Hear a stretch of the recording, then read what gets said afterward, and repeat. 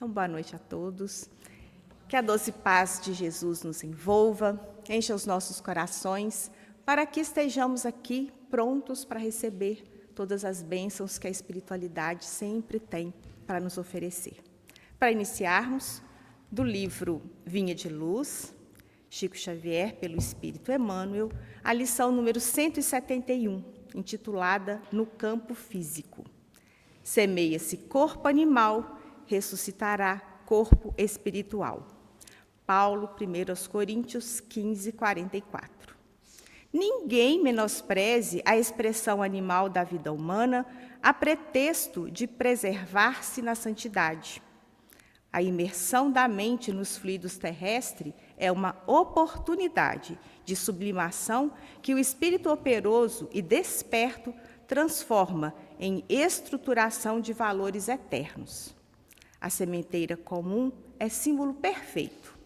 O germe, lançado à cova escura, sofre a ação dos detritos da terra, afronta a lama, o frio, a resistência do chão, mas em breve se converte em verdura e utilidade na folhagem, em perfume e cor nas flores, em alimento e riqueza nos frutos.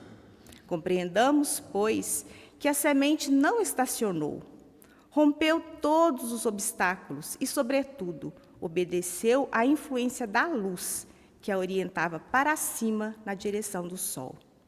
A cova do corpo é também preciosa para a lavoura espiritual, quando nos submetemos à lei que nos induz para o alto. Toda criatura, provisoriamente algemada à matéria, pode aproveitar o tempo na criação de espiritualidade divina. O apóstolo, todavia, é muito claro quando emprega o termo semeia-se.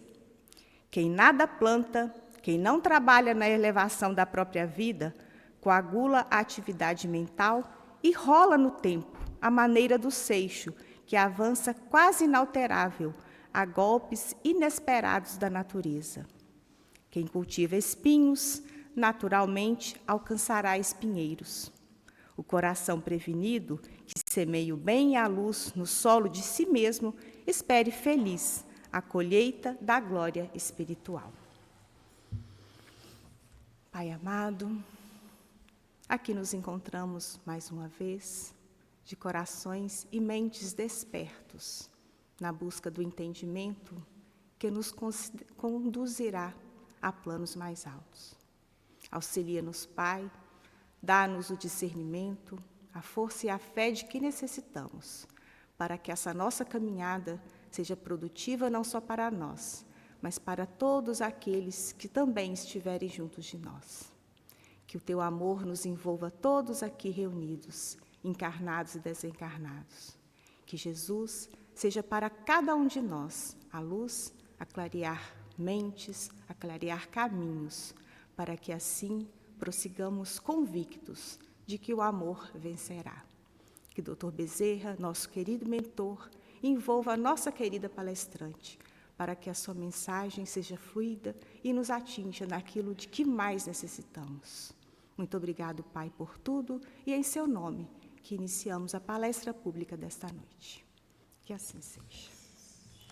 Então, hoje nós estamos recebendo a nossa querida Marilda Ottoni, que vem do Grupo Espírita Allan Kardec, aqui da vizinha cidade de Patinga, sempre com muito boa vontade. Que Jesus te ampare e te abençoe.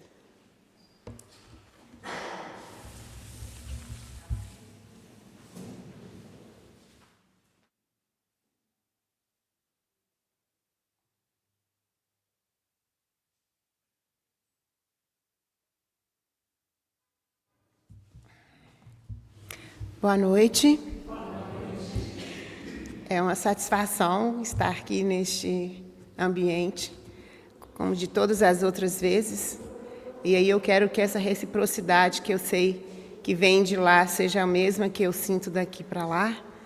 E que mais uma noite nós estejamos envolvidos na presença de Jesus, porque aqui viemos em busca dele. É bom a gente se ver, é bom a gente se encontrar, é bom a gente se abraçar, mas a gente marcou esse encontro de hoje principalmente com Ele.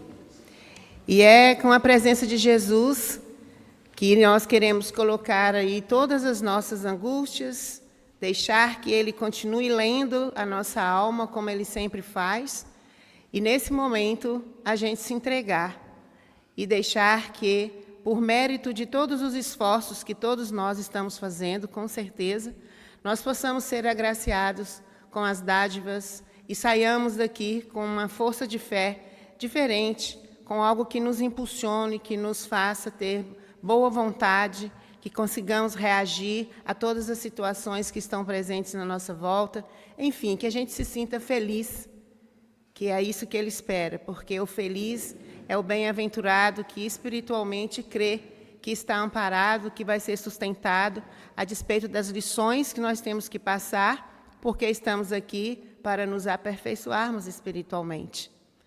Então, é com esse elan espiritual que a gente quer conversar um pouquinho hoje, desse evangelho que alimenta a nossa alma, que edifica o nosso espírito,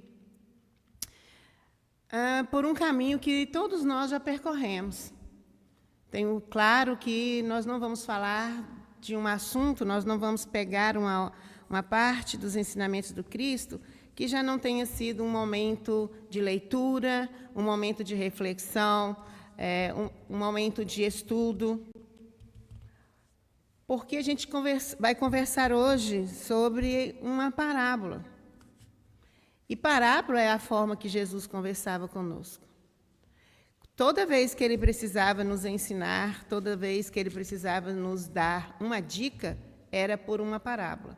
As parábolas são as dicas do Cristo que, necessariamente, nós precisamos adentrar dentro delas para compreender profundamente como Ele era sábio e usava tudo que estava à sua volta, tudo que era referência para nós, para que a gente pudesse aprender naquele momento.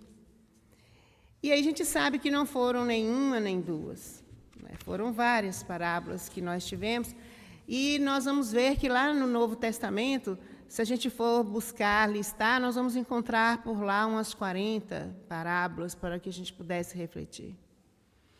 E isso é interessante para a gente entender a linguagem do Cristo, porque se eu for no Velho Testamento, nós não vamos encontrar, justo porque não estava Ele lá. Para a gente conseguir entender o valor que é compreender e adentrar uma parábola.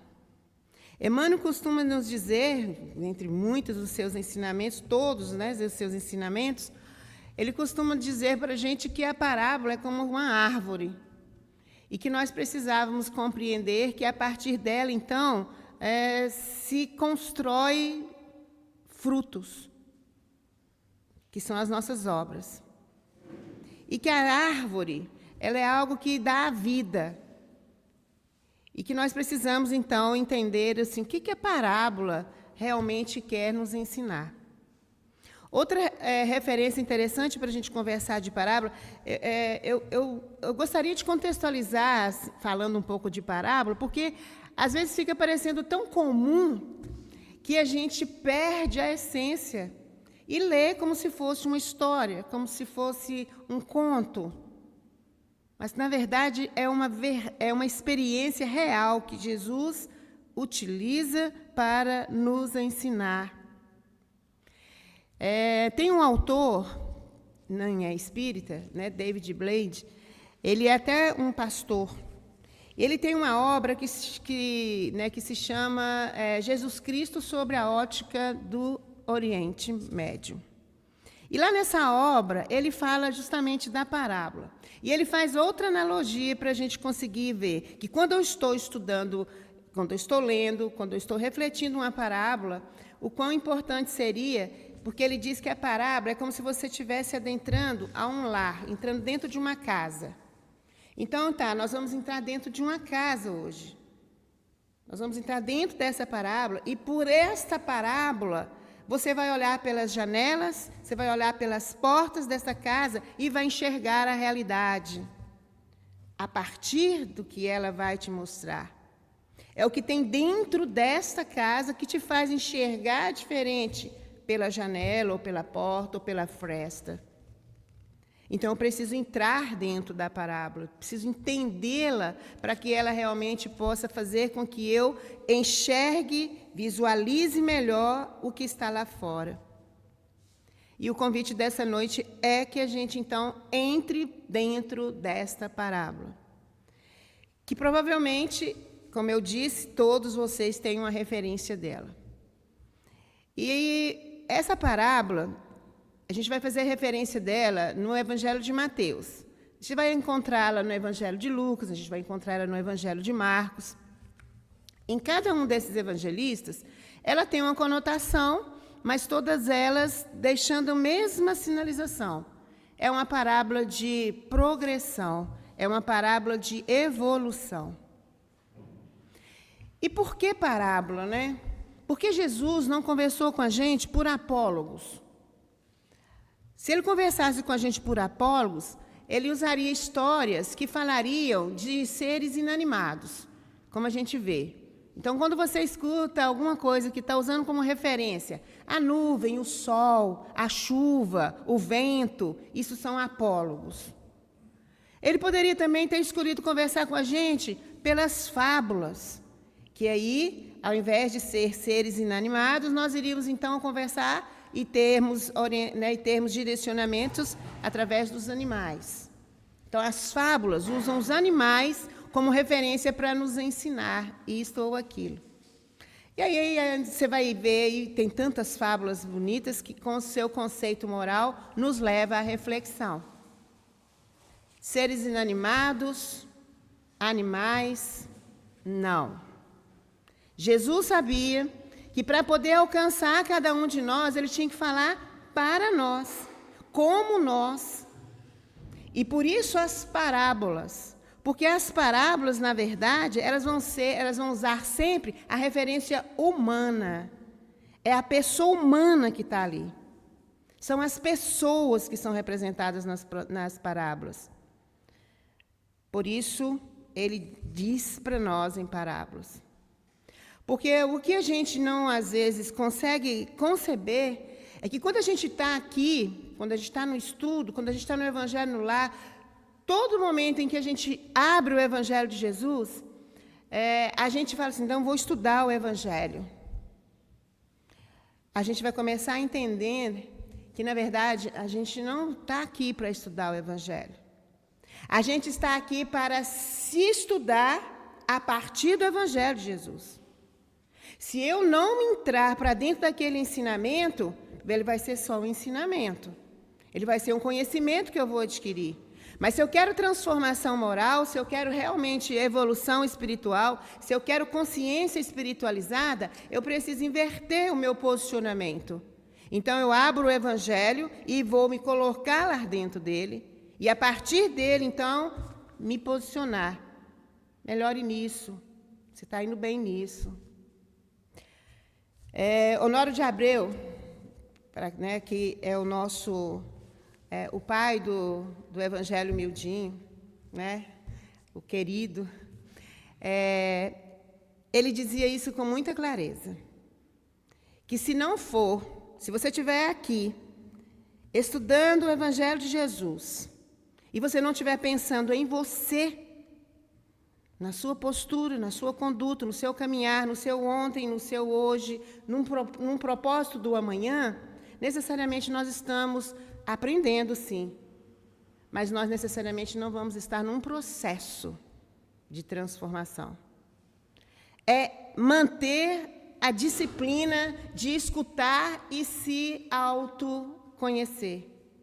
Porque a responsabilidade e o compromisso meu é comigo. E isso nós já aprendemos, só não exercitamos. E insistimos que nós temos o compromisso de melhorar o outro, transformar o outro, mudar o mundo. E aí a gente está deixando a nossa encarnação com algumas coisas que nós poderíamos estar já conquistando, porque nós estamos colocando foco naquilo que não é o essencial. O essencial é você. Porque se você se melhorar, tudo à sua volta vai receber as dádivas disso.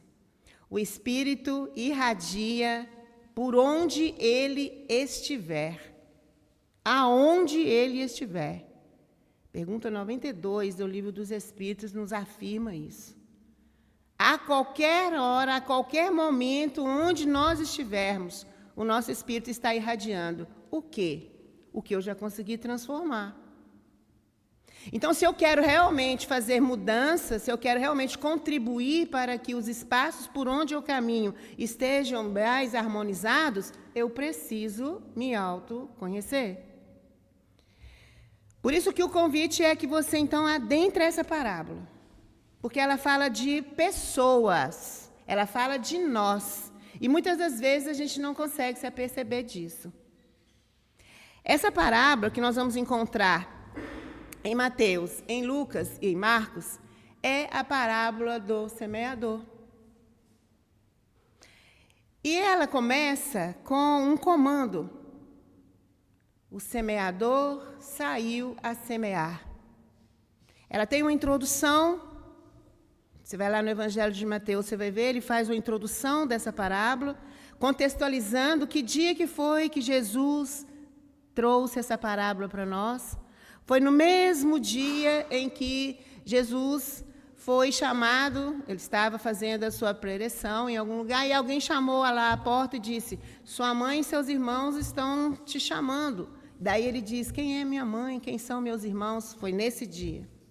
Então, primeiro tem essa contextualização, que dia que Jesus deixou essa parábola para que nós pudéssemos estar refletindo.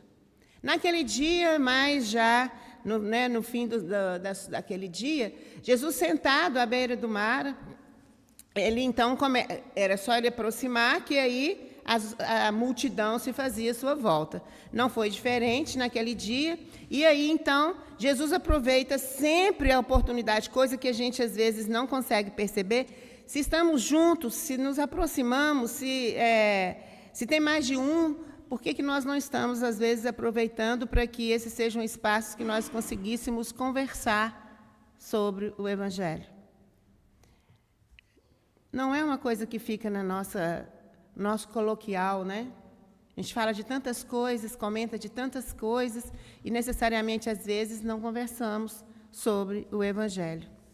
Mas naquele dia, então, ele falou dessa parábola digamos, que nos leva a pensar na nossa progressão, na nossa evolução espiritual. E como que Jesus falou desse aprimoramento espiritual? Aprimoramento espiritual que só acontece se houver comunhão entre Deus e eu. Não existe aprimoramento espiritual sem comunhão com Deus. Eu preciso estar em comunhão com Deus para que meu aprimoramento espiritual possa se concretizar. E assim é para todas as criaturas. E Jesus, naquele dia, então, estava falando justamente desse aprimoramento espiritual, por meio desta parábola. E é interessante também que a gente consiga se lembrar que tudo tem um contexto, porque essa parábola, no Evangelho de Mateus, nós vamos encontrar as que são chamadas as parábolas do reino, né? As 7 parábolas do reino. Aquelas que conhecem, e o reino de Deus é semelhante. Nós vamos encontrar elas estão lá no capítulo 13 do Evangelho de Mateus. Nós vamos encontrar a descrição dessas parábolas, que começa com a parábola do semeador. Depois vai ter a do joio e do trigo, nós vamos ter a da semente, nós vamos ter a da mostarda, do fermento e tantas outras que estão lá para a gente conhecer. Mas essas são as chamadas parábolas do reino, quando Jesus começou as parábolas dizendo que o reino de Deus é semelhante a isso ou aquilo. E aí é interessante que nessa parábola do semeador, antes da gente conversar um pouquinho mais direto daquilo que eu sei que todos vocês já conhecem, a parábola do semeador, ela fala de terrenos. Ela fala de semear em terrenos. E de onde que apareceu essa ideia de à beira do caminho, pedregulhos, espinheiros, terra boa? Como que é a semeadura nesses terrenos? Por que Jesus usava a realidade e as parábolas falam de uma realidade para as pessoas? Àquela época, A semeadura não era como hoje. É interessante você ir vendo, né, ir estudando e vendo como que aconteceu. Naquela época, a semeadura não tinha aquele negócio de limpar tudo bonitinho, né? Depois ir lá, fazer os caminhozinhos, colocar as sementinhas. Não. Era tudo realmente, se tivesse pedra, se tivesse pedregulho, se tivesse mato, se tivesse... Era do jeito que estava a terra. A semente era espalhada. E depois de espalhada a semente, é que vinha com aquele negócio arado, né? E que fazia o caminho. Mas as sementes já estavam lá. Elas eram semeadas no meio do pedregulho, dos espinheiros, da terra pisada, ou de um pedaço de terra que fosse bom. Não é igual a gente faz agricultura hoje. Isso era a realidade de como se semeava naquela época. Então, Jesus não criou isso. Isso era a vivência. Era assim que as pessoas sabiam que era a semeadura. Aí ele usa aquela realidade e transforma aquela realidade em pessoas. À beira do caminho é uma pessoa. Os pedregulhos é um estado das pessoas. Os espinheiros é um estado das pessoas. Então, quando você começa a entender, entrar dentro deste lar, dessa parábola, daí então você começa a entender, o semeador saiu a semear. É assim que ele começa. Quem é o semeador? Nós. Porque, às vezes, por algum motivo que a gente ainda não consegue responder de pronto, a gente pode achar que o semeador é alguém que já está pronto, é alguém que já está assim, num patamar, né, num sarrafo de evolução moral, espiritual, para além do que a gente imagina que está o nosso. Normalmente, a gente vai entender que o semeador é alguém que está moralmente melhor do que nós. Mas não. O semeador é todo mundo que tem semente. E quem é que não tem semente aqui? Quem é que, até fora daqui, lá na nossa realidade social, também não tem uma semente? Porque a semente é justamente as verdades espirituais que cada um traz. Todos têm a sua verdade espiritual. E se ela estiver alicerçada no Evangelho de Jesus, ela está na mesma base. Não importa se o formato não seja espírita, mas o conteúdo é o Evangelho de Jesus. Então, ele tem verdade espiritual. Ele é um semeador. Então, aqui, todos nós somos semeador. É a primeira consciência que a parábola tem que nos trazer, porque ela já inicia assim, dizendo que o semeador saiu a semear. Então, você precisa se conscientizar, eu preciso me conscientizar, que nós somos semeadores. Nós temos verdades espirituais. E que nós temos que ir para outra palavrinha do primeiro versículo. Está no capítulo 13, tá? E esse é o versículo 3. Eis que o semeador saiu a semear. Ainda tem um eis na frente. E esse eis, ele traz uma sensação assim, é como se eu visse Jesus feliz de ver que cada um de nós, hoje, ontem ou amanhã, saiu a semear. Eis que o semeador saiu a semear. É isso que nos faz ter comunhão com Deus. É isso que vai nos trazer o aprimoramento espiritual, quando a gente sair para semear as sementes que a gente já tem. Porque se você não sair da posição que você está, se você não se disponibilizar, se você achar que você é menos, que você não tem condições, que você não sustenta, que você não vai fazer falta, que você não vai contribuir, você está distante de Jesus. Então, para ficar próximo de Jesus, é preciso semear as sementes que ele já plantou, já semeou em nós e caiu em terra boa. Porque teve coisa que ele semeou, está semeando sempre, mas caiu em beira do caminho meu. Até hoje não germinou. Jesus semeou, mas caiu na beira do caminho porque eu sou um terreno de vários alqueires e em cada desses alqueires eu posso estar com uma qualidade de terra. Eu posso estar com um processo. Então, eu ainda sou beira de caminho para algumas questões. Eu sou pedregulho para outros. Eu sou espinheiro para outros. Eu sou terra boa para outros. E ele está contando com a nossa terra boa.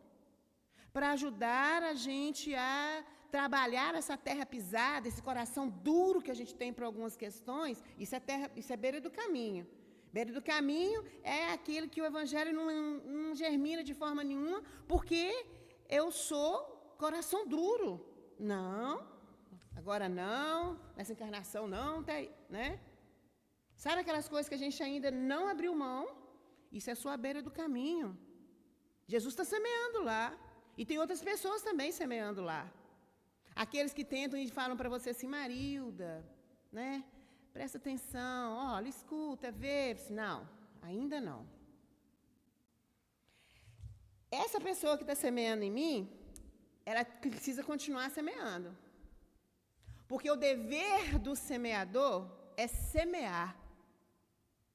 A tarefa de germinar é minha. O semeador não ara a minha terra. Eu não tenho responsabilidade de arar a terra do outro. Eu tenho responsabilidade de semear. Pode cair em terra dura, pode cair em pedregulhos, pode cair em espinheiros, mas eu tenho que semear. Estes, beira do caminho, pedregulhos, espinheiros, não podem me impedir de amar. Cansei, desisto.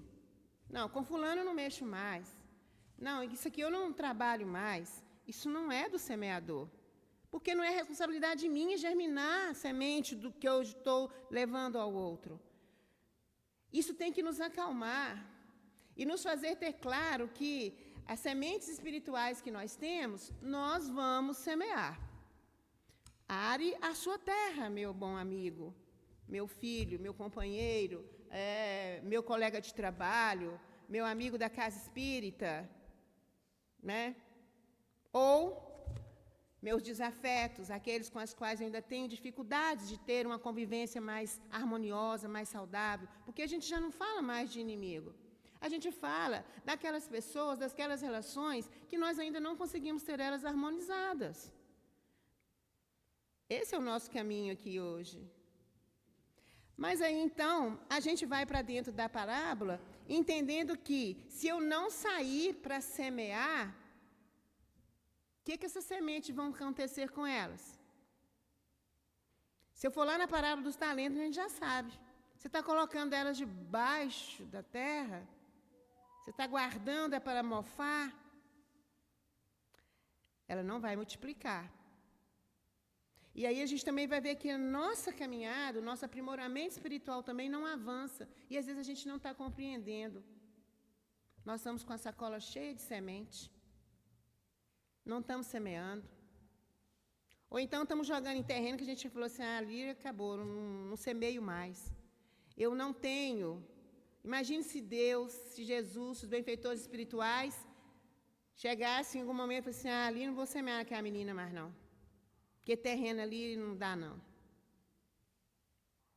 A gente, enquanto semeador, não tem esse momento. Não pode ficar com a sacola cheia. Ganhei uma semente espiritual, uma verdade espiritual chegou em mim, eu preciso semear. Eu preciso semear. Eu não posso ficar com a sacola cheia. Porque quanto mais... Por que alguns receberam 5 talentos, 2 talentos, 1 talento? Por que na terra boa, na parábola, por que na terra boa da parábola, alguns deram 60, outros deram 30, outros deram 100. Por que será? Porque é o esforço que a gente faz com aquelas sementes que a gente já recebeu. E a gente recebe uma bênção e a gente se encolhe, agradece demais a Deus, mas não retribui. E a vida é feita de reciprocidade. É dando que se recebe. É bem isso. E a gente, é uma lei de ação e reação. Todas as leis divinas nós conhecemos nesse sentido. E da multiplicação das sementes ainda mais. A parábola do semeador pede que a gente consiga, nos conhecendo, que a gente saia para semear, porque eis que o semeador saiu a semear. Tem como o semeador fazer outra coisa a não ser semear? Tem como o padeiro fazer outra coisa a não ser pão? Tem como mãe fazer outra coisa a não ser mãe? Pai, ser pai? Cada papel que nós temos é para fazer aquilo que nós temos para fazer. Então, se eu sou semeador, eu tenho que semear. Se eu sou pai, se eu sou mãe, que eu seja de verdade. Porque uma mãe saiu para ser mãe, um pai para ser pai, um filho para ser filho, padeiro para ser padeiro, médico para ser médico. Em todas as nossas oportunidades de servir. Porque semear é servir. E todas as nossas oportunidades aqui na Terra são para servir. Eu vou ser filho, eu vou ser esposa, eu vou ser mãe, eu vou ser tia, eu vou ser avó, para servir. Eu vou ser um médico, um padeiro, um mecânico, para servir. Eu vou ser um cantor, um pintor, qualquer que seja a contribuição social que eu esteja prestando à organização da qual eu faço parte, é para servir. Por isso a fala desse primeiro, desse versículo 13, capítulo 13, versículo 3, ela é um comando divino. O semeador saiu a semear. Se você você tem que sair para fazer o que você é. Eu não posso ficar sentado, eu não posso ficar em berço esplêndido, aguardando que as coisas sempre venham. E aqui, claro, que nós não estamos fazendo nenhuma analogia ou nenhum significado de que a gente tenha que sempre estar fazendo alguma coisa. Não, é a reflexão de que nós temos compromisso com a semeadura. Se eu quero, se você quer, aquilo que nós sabemos que é essa nossa evolução moral e espiritual. Não dá para a gente não se lembrar disto. E como o aprimoramento espiritual ele é a minha comunhão entre eu e Deus, é a minha comunhão com Ele, se eu não semear, eu me distancio de Deus. E isso nós não podemos aquilatar as dificuldades que podem nos trazer. Vamos ficar no meio de espinheiros, de pedregulhos. Vamos ficar à beira do caminho. E é interessante a gente se lembrar, quando ele nos fala disso, porque logo lá na sequência da parábola, uma outra coisa interessante da gente lembrar, Jesus, ele explicou poucas parábolas. Aliás, ele explicou 2 parábolas. 2 parábolas têm explicação de Jesus. Uma é a parábola do semeador. A outra é a do joio e do trigo. Nenhuma outras mais ele explicou.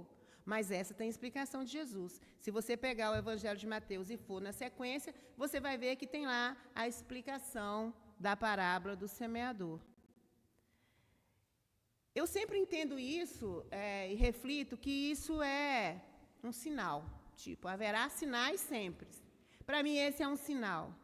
Se Jesus explicou essas parábolas, é porque ele disse, se adentre a essa parábola e entenda espiritualmente o que ela está querendo dizer para você. para você.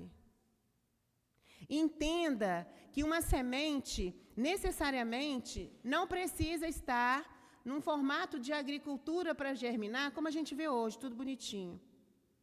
Que eu posso semear no meio dessa confusão toda e arar, que aonde a semente estiver e for possível, ela vai germinar. E aí eu vou me desfazendo daquelas partes do meu terreno que são beira do caminho.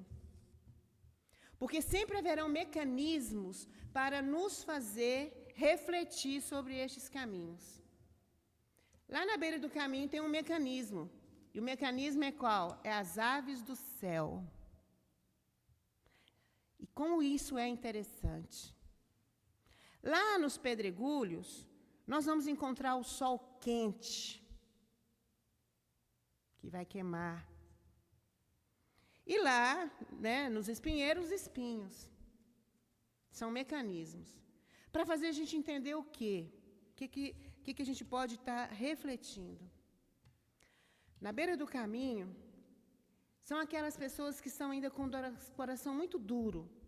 Aquela terra pisada, né? Que é difícil, às vezes, até a água adentrar, é difícil de você cavar, né? Tão pisada que é a beira do caminho, pisada ali. Aí a semente cai, fica exposta, vem as aves do céu e comem. As aves do céu são representadas aqui como a gente está extremamente vulnerável à influência espiritual. O meu coração duro, o meu coração amargo, a minha indisposição espiritual de trabalhar o perdão, de trabalhar a compreensão, é porta aberta para as influências. Essas são as aves do caminho. Não dá tempo de nada. O que é de bom que colocarem no seu, opa, tira, que ali não vai acontecer nada. Coração duro, coração amargo, falta de exercício do perdão, é porta aberta para a influência. E a gente não conseguia, às vezes, se desvencilhar. A gente também vai entender que, ficando na beira do caminho, a gente vai ficar mais distante de Deus e a nossa comunhão vai se afastando cada vez mais. Mas a gente pode ter ainda pedaços, então você vai refletindo no seu espaço que é beira do caminho. E tente germinar algo nesse caminho. Tente trabalhar isso. A química, ela fala que os elementos que são, né, os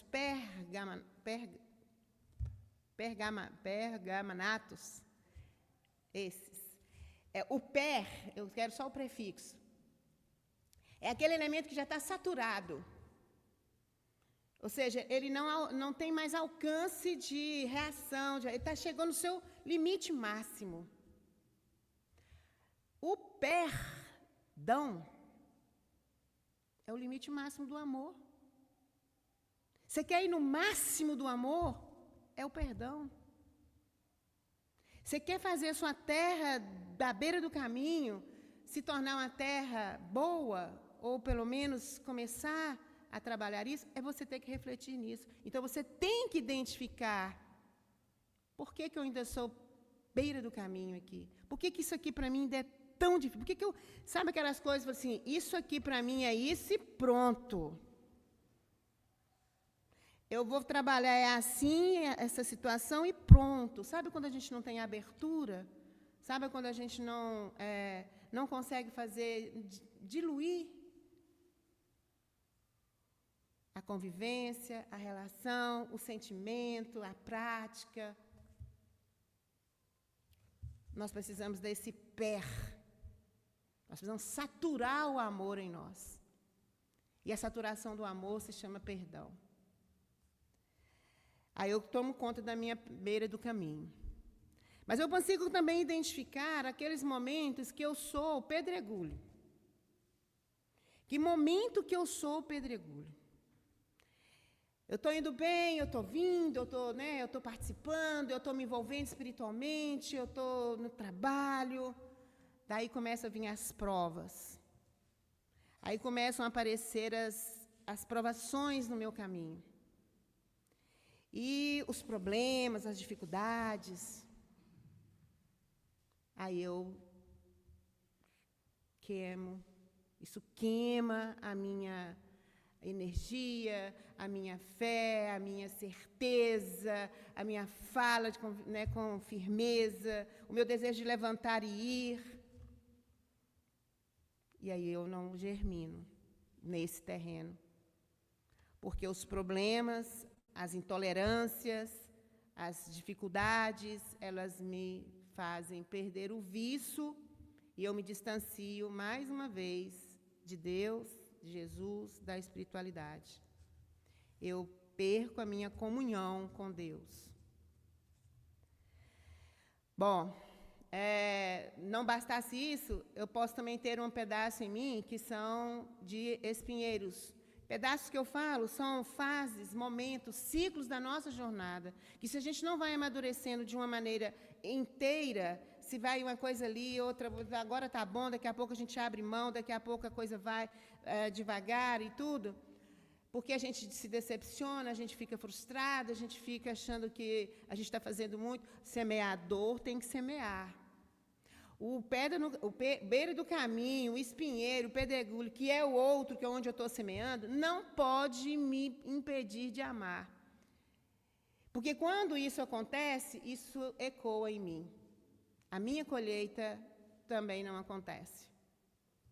E o espinheiro é justamente aqueles de nós que a gente escuta, né?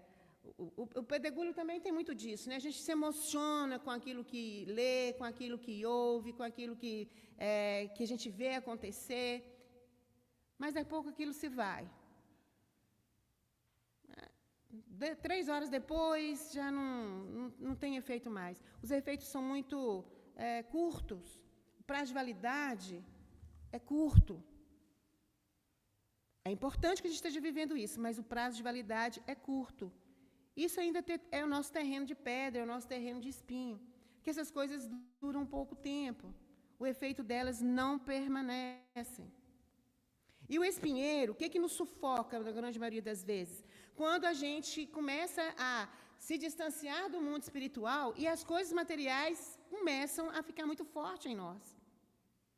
Sabe aquelas fases, aqueles períodos em que a gente está nas conquistas materiais e que, de repente, eu preciso abrir mão do caminhar espiritual para concretizar as minhas conquistas materiais.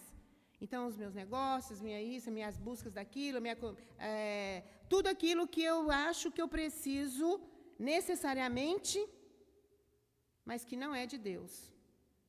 Que não tem necessidade de ser tanto. O espinheiro se sufoca quando a gente não tem a medida do que é necessário. E abrindo parênteses, nós não estamos fazendo nenhuma reflexão que seja de contra nós termos prosperidade material. Não é sobre isso.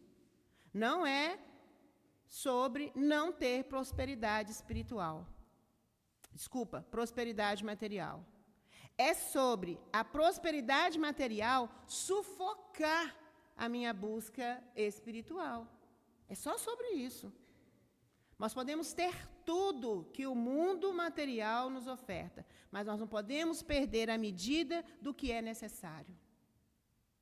Quando a gente começa a perder a medida do necessário, a gente então começa a ser espinheiro, a gente fica sufocado. É fácil saber a medida do necessário e lidar com esse necessário. E é tão interessante que a prosperidade material, quando a gente tem essa consciência, ela vem naturalmente para você semear, para você ajudar, para você colaborar, para você contribuir, para você perceber que você tem o alimento que você precisa ter. Você tem a veste que você precisa ter. e você não tem a ansiosa solicitude da vida te trazendo dificuldades de lidar com o seu amanhã. Você entende os lírios do campo, você entende as aves do céu. Aí você entende como que Deus está em comunhão com você.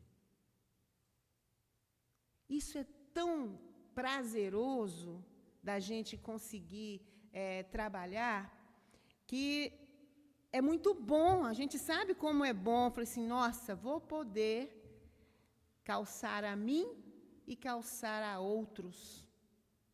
Vou poder alimentar a mim e alimentar a outros.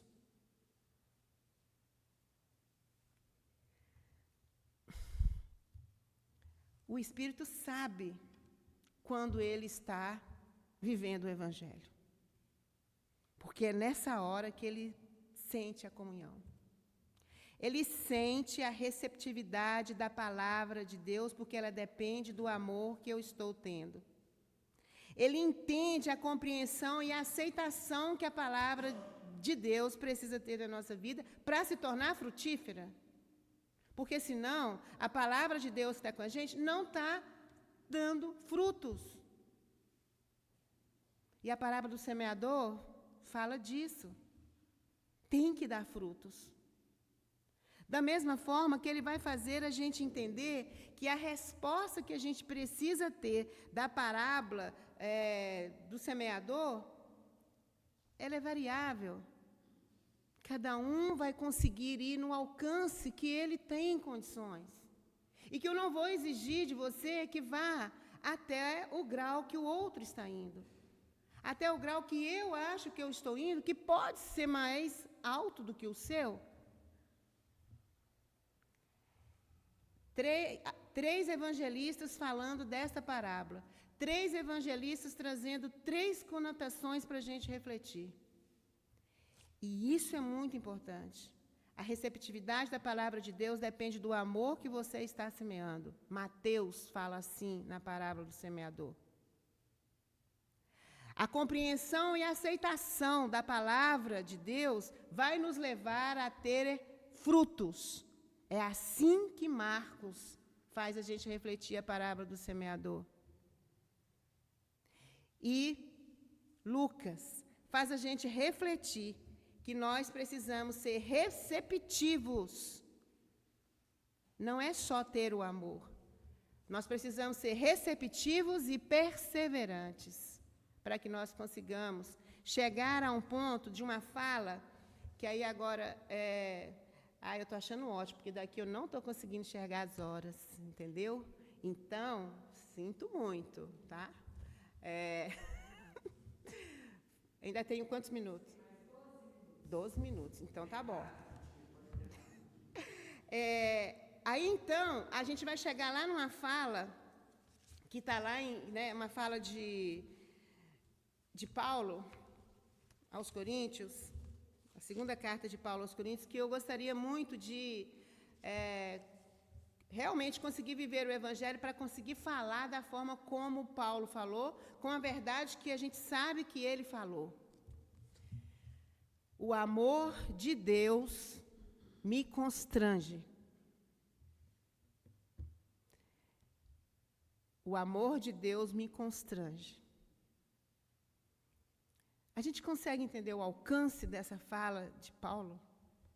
A gente consegue entender o que essa fala traz de imenso, mas imenso, viver com Cristo? O amor de Deus me constrange. Por quê?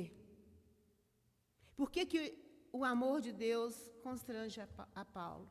Porque também tem que nos constranger, que significa que nós vamos estar amando. Porque nós estamos aqui, e numa condição que, se nós formos olhar, poxa vida, nós estamos num ambiente extremamente saudável, buscando algo que é um alimento importantíssimo para a nossa vida, e Deus está aqui com a gente, se regozijando com cada espírito que aqui está, porque Ele não está vendo o seu corpo. Ele está vendo a sua alma. E Ele conhece ela como ninguém. É lá que Ele está agindo. Mas também, para a gente entender o que é o amor de Deus, nos constranger, e isso nós precisamos aprender a sentir. Em algum lugar dessa cidade, desse Brasil, desse continente, deste planeta, tem algum irmão nosso, numa atitude, num comportamento que contraria a lei de Deus. E você acha que Deus está tendo por mim e por você mais amor do que por este que neste momento não esteja em comunhão com a sua lei? O amor de Deus nos constrange. Porque Ele não me ama mais do que Ele ama este meu irmão. É sobre isso que Paulo estava nos ajudando a refletir. E isso precisa nos constranger, mas esse constrangimento não é nos sentir diminuído, é dizer assim, olha, é nesse ponto que eu preciso chegar. O meu amor precisa constranger as pessoas, mas no sentido positivo de fazer entender o seguinte, ele não tem acepção de nenhum de nós. Nós não temos acepção de nenhum dos nossos irmãos. Tratamos todos com a igualdade divina. Só um semeador que consegue deixar a sua terra de beira do caminho ser trabalhada, só um semeador que sai para semear e assim, então, o seu terreno pedregoso vai ser trabalhado, só um semeador que sai para semear vai conseguir que o seu terreno espinhento seja trabalhado.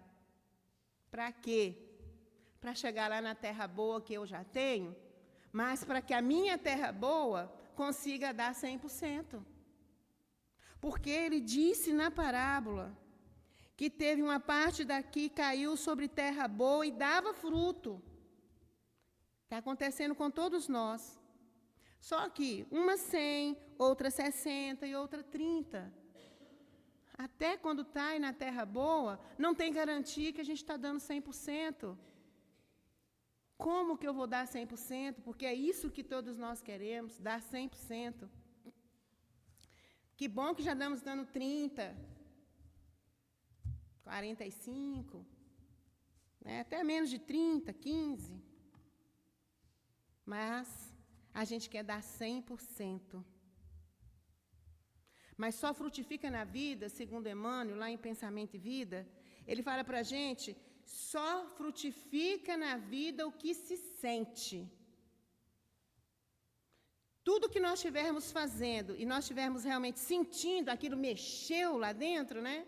Aquilo trabalhou lá dentro da gente, a gente sentiu uma emoção, a gente sentiu um prazer pessoal, assim, espiritual, que ajudou, que trabalhou, que fez uma coisa boa.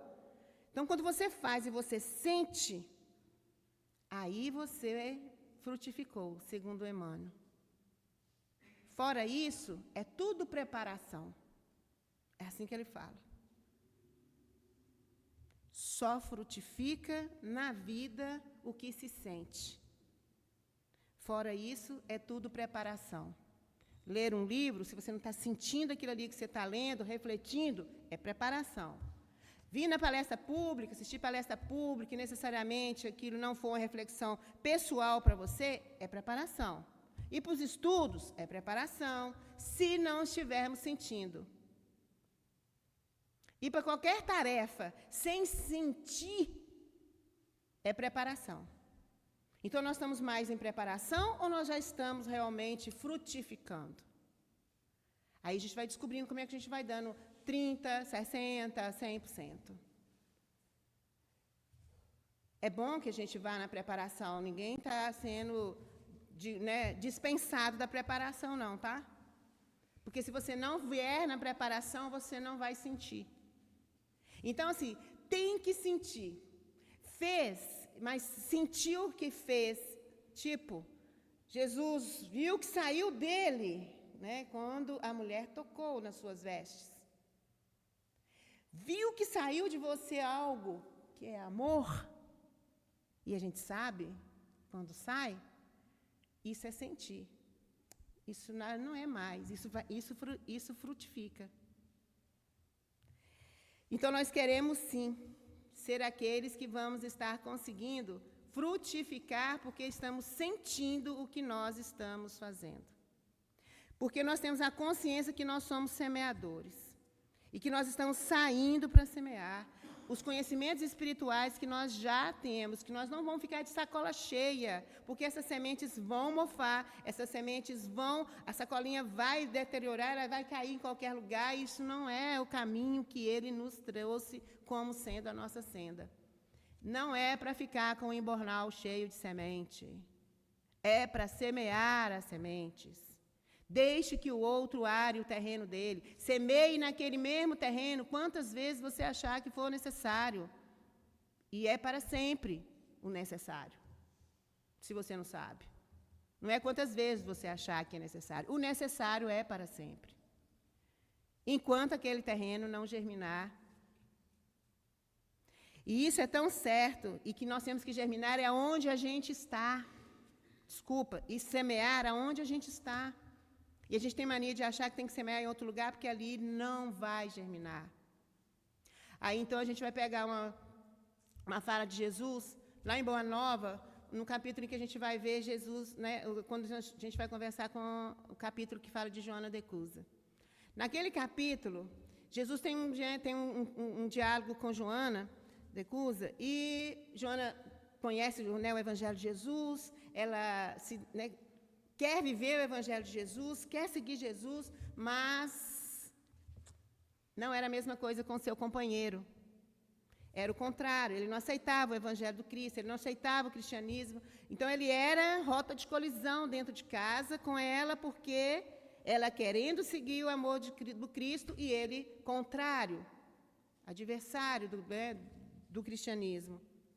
E aí, como ela queria seguir o Evangelho, ela, então, foi até Jesus e, numa conversa com ele, assim, contando para ele o que estava acontecendo, tudo, mas ela quer seguir Jesus, então ela falou, eu quero ir com você. Aí Jesus diz para ela assim, se você, de verdade, entendeu a minha mensagem, volta. É lá que você tem que ficar. Se você entendeu a minha mensagem, volta. É lá que você tem que semear. Porque se hoje é beira do caminho, vai chegar a ser terra boa. Mas alguém tem que semear para ser terra boa um dia. Se nós pararmos de semear, as pessoas, ou nós mesmos, naquilo que nós ainda somos terra, beira do caminho, vai demorar muito para o troço ficar bom. Então, essa fala de Jesus para Joana, ela é muito clara que eu preciso semear onde parece que eu tenha que abrir mão. Que normalmente é assim que a gente faz. Chega. Então, você vai lembrar dessa fala de Jesus com Joana e vai lembrar disso. Se você entendeu a mensagem do Evangelho, você vai voltar e continuar semeando, para que você possa ajudar a terra beira do caminho, pedregosa ou espinhenta, ainda de cada uma das pessoas que convivem conosco, possa se tornar terra boa. Porque a gente vai, então, lembrar a nós que o que a gente quer é dar 100%. A gente quer ser um terreno 100% comunhão com Deus. E, para isso, é outra parábola que dá a resposta. Como é que eu dou 100%? Quando é que eu vou ser terra boa dando 100%? Aí, então, a gente vai lá na parábola do bom samaritano. Lá está a resposta.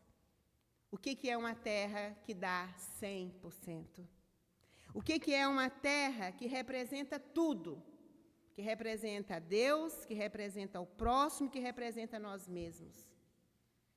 Que terra é essa que nós vamos aprender a lembrar, que é a nossa espiritualidade na sua essência maior, que é a misericórdia.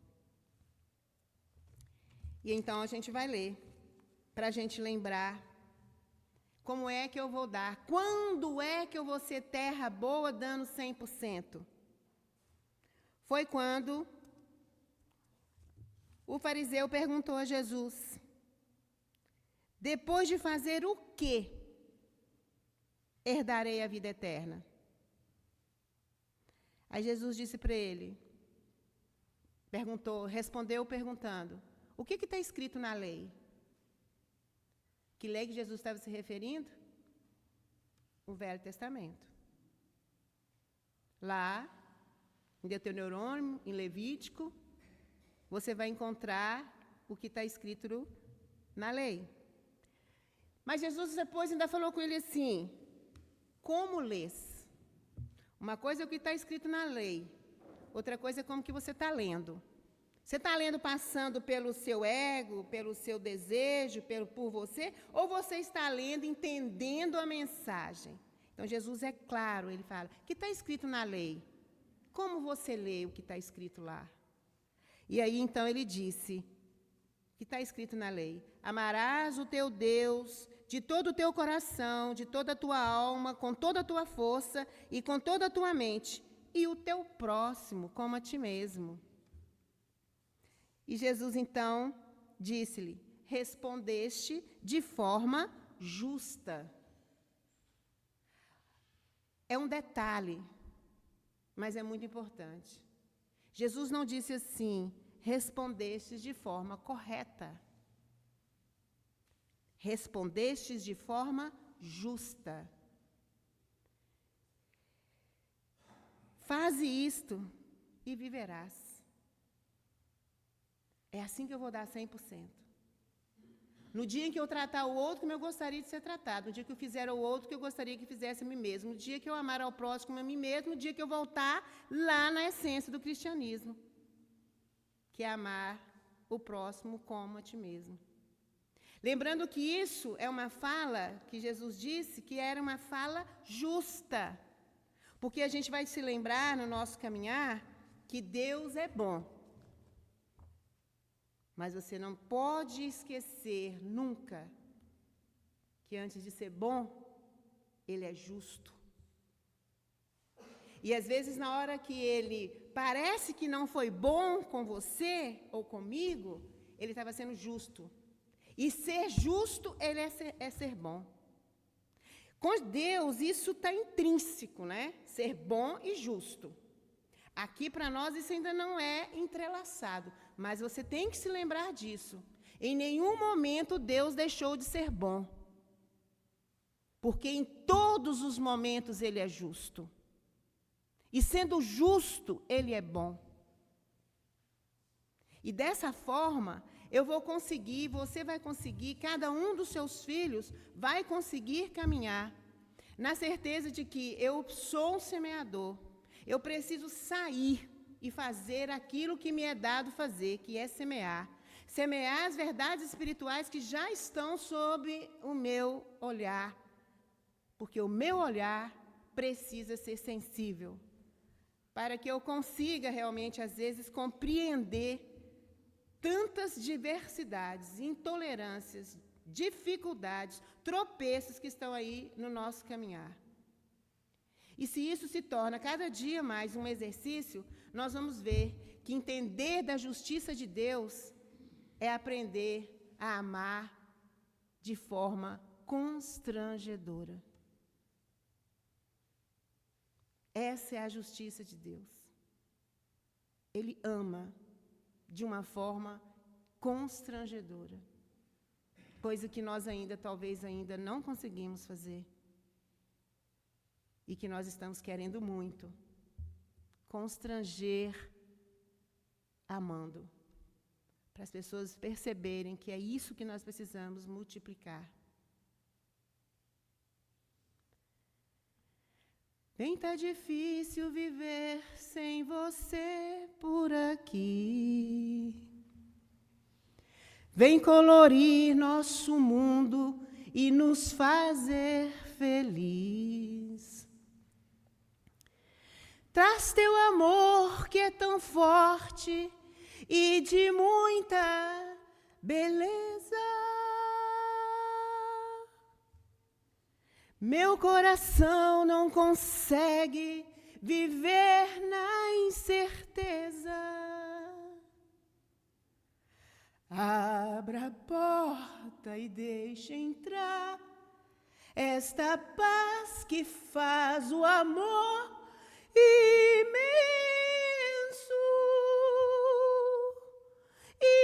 imenso. Abra as portas e deixe entrar esta paz que traz um amor imenso,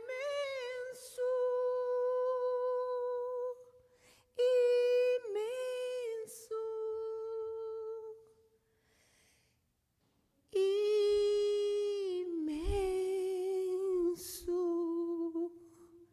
E este amor imenso só pode ser o amor de Jesus. Que assim seja.